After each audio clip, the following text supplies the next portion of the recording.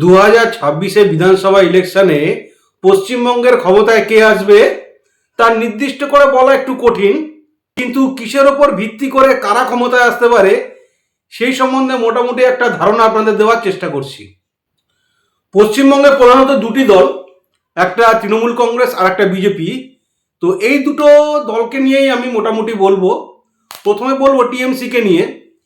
টিএমসির plus point কি কি আছে 2026 বিধানসভা ইলেকশনে? টিএমসির প্লাস পয়েন্ট কি?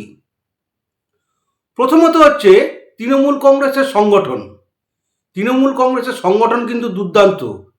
শহর থেকে নিয়ে প্রত্যন্ত গ্রামাঞ্চলে আমরা একসময় যেটা দেখেছি, সিপিএম এর সংগঠন প্রচুর স্ট্রং, তৃণমূলের সংগঠন কিন্তু প্রচণ্ড স্ট্রং।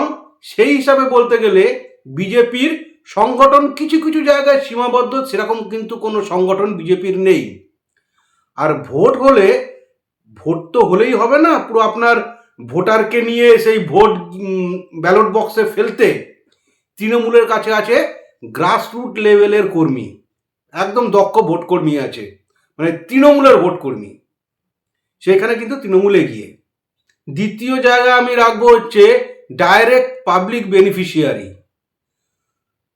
তৃণমূল সরকারের যে বিভিন্ন প্রকল্প আছে, যেমন কন্যাশ্রী আছে, লক্ষ্মী ভাণ্ডার আছে, তারপরে রিসেন্ট যুবসাথী, স্বাস্থ্যসাথী, বিভিন্ন প্রকল্প।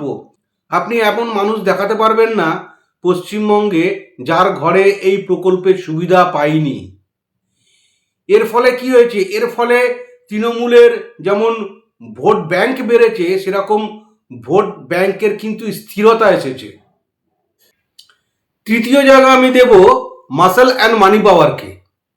একটা আঞ্চলিক দল হয়ে তৃণমূল যত টাকা খরচা করবে এই ইলেকশনে, আমার মনে হয় না বিজেপি এত টাকা খরচা করবে। আর মাসেল পাওয়ার তো তৃণমূলের আছেই। বিজেপি সেই অর্থে খুবই কম, নগণ্য, তৃণমূলের তুলনায় খুবই নগণ্য মানে মাসেল পাওয়ার আছে। চতুর্থত আমি যেটা রাখবো সেটা হচ্ছে মমতা বন্দ্যোপাধ্যায়ের আবেগ। দেখুন, এরকম অনেক তৃণমূল কর্মী আছে যারা মানে তৃণমূলের যেসব নেতা আছে তারা দুর্নীতিবাজ, ঠিক আছে, তৃণমূল আমলে অনেক চুরি হয়েছে, কিন্তু দিনের শেষে তারা তৃণমূলটাই করে। কারণ মমতা ব্যানার্জি তাদের কাছে হচ্ছে আবেগ। তারা মেনে নেয় যে তারা মমতা ব্যানার্জিকে দেখেই দলটা করে, ভোটটা দেয় মমতা ব্যানার্জিকে দেখেই। মমতা ব্যানার্জির এই যে আবেগ, আজ থেকে না, যখন মমতা ব্যানার্জি যুব কংগ্রেসের নেত্রী ছিলেন তখন থেকে নিয়ে আজ পর্যন্ত মমতা ব্যানার্জি মানে হচ্ছে সাধারণ ভোটকর্মী, সাধারণ মানুষের কাছে একটা আবেগ। মমতা ব্যানার্জি যদি এই আবেগকে ধরে রাখতে পারেন তাহলে কিন্তু বিজেপি খড়কুটোর মতো উড়ে যাবে। এবার আসছি বিজেপির কথায়। বিজেপির প্লাস পয়েন্ট কি কি আছে 2026 পশ্চিমবঙ্গে বিধানসভা ইলেকশনে? দেখুন, এসআইআর কিন্তু একটা বড় ফ্যাক্ট হতে চলেছে বিজেপির প্লাস পয়েন্ট হিসাবে। দেখুন, এই ভিডিও যখন শ্যুট করছি তখনই প্রায় 60 লক্ষ ভোটারের নাম বাদ গেছে। এর মধ্যে 75% হচ্ছে মুসলিম ভোটার। আর মুসলিম ভোটার কারা পায়? মুসলিম ভোটার পায় হচ্ছে তৃণমূল। বিজেপি কিন্তু প্রায় পায় না বললেই চলে মুসলিম ভোটার। তো মুসলিম ভোটার যত বাদ পড়বে, আর বিজেপি যদি তার হিন্দু ভোট ধরে রাখতে পারে, তাহলে কিন্তু বিজেপি ঘাড়ে নিঃশ্বাস ফেলবে। দ্বিতীয় জায়গায় রাখবো আমি পশ্চিমবঙ্গের জেনজিকে। পশ্চিমবঙ্গের যুব সমাজের কিন্তু একটা বড় অংশর ঢল কিন্তু হচ্ছে বিজেপির দিকে। শিক্ষিত সমাজ কিন্তু ভাতা চায় না, তারা চাকরি চায়। তো সেই দিকে দেখতে গেলে যুব সমাজের একটা বৃহৎ অংশ কিন্তু তৃণমূলের এগেনস্টে যেতে পারে। তৃতীয় ব্যাপার আমি রাখবো হচ্ছে মুসলিম ভোট। দেখুন, পশ্চিমবঙ্গে প্রায় 30% হচ্ছে মুসলিম, এবং মুসলিম পপুলেশন এরিয়া হচ্ছে আপনার মালদা, মুর্শিদাবাদ, উত্তর দিনাজপুর, বীরভূম এবং দক্ষিণ 24 পরগনা। এগুলি হলো বৃহৎ মুসলিম পপুলেশন এরিয়া। এই এরিয়ায় 80 থেকে প্রায় 90টা সিট আছে যেটা মুসলমান নির্ধারণ করে যে কে জিতবে কে হারবে।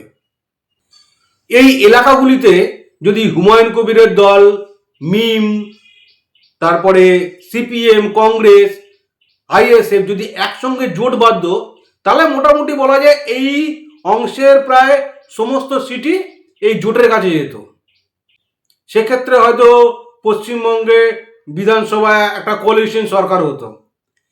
কিন্তু এইবারে কি হচ্ছে, মিম হুমায়ুন কবির আলাদা প্রার্থী দিল, কংগ্রেস আলাদা প্রার্থী দিয়েছে, সিপিএম এবং আইএসএফ আলাদা প্রার্থী দিয়েছে। ফলে কি হয়েছে,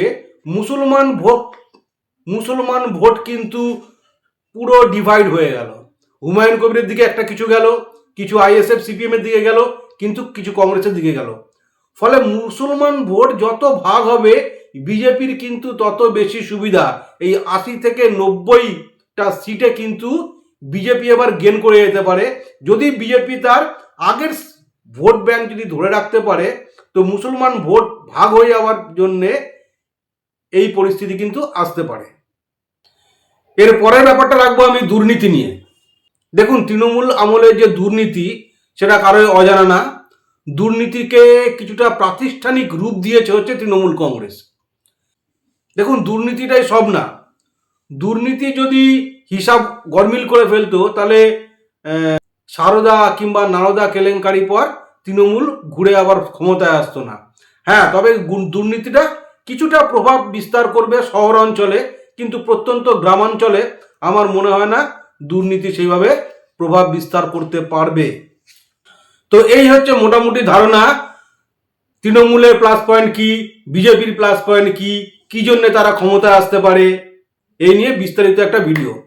এর পরের ভিডিও নিয়ে আসবো যেখানে বলবো যে মাইনাস পয়েন্ট কি আছে, তৃণমূলের মাইনাস পয়েন্ট কি আছে আর বিজেপির মাইনাস পয়েন্ট কি আছে। এই নিয়ে খুব শিগগিরই একটা ভিডিও নিয়ে আসবো। ভিডিওটি ভালো লাগলে অবশ্যই লাইক, কমেন্টস এবং সাবস্ক্রাইব অবশ্যই করে রাখবেন। জয় হিন্দ, বন্দে মাতারম।